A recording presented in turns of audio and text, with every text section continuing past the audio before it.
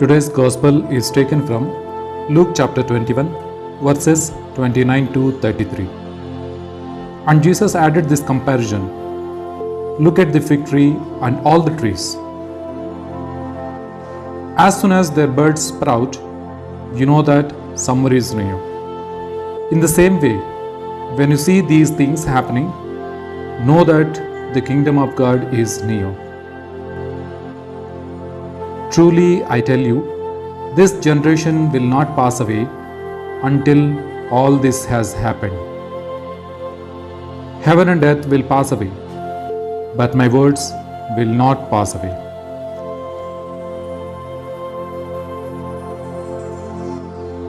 Reflection on today's Gospel. In the scriptures of the last few days, Jesus has been telling us about the passing of things and the dreadful events associated with the ending of things as we know them. Today, he sums it up with the story of the fig tree.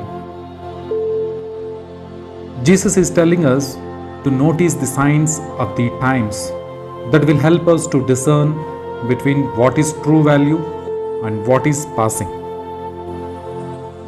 The words of Jesus have a truth that will never pass away.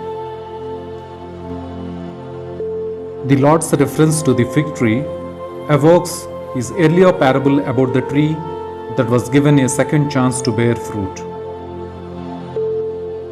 Today, let us question ourselves: do we have the courage to start again when we fall by the wayside?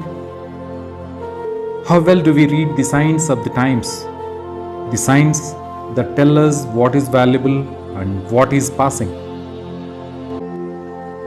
Are we afraid of the second coming of the Lord, or do we wait for it in joyful anticipation? Let us meditate upon these words today and prepare ourselves for the Lord's coming. Amen. Have a nice day.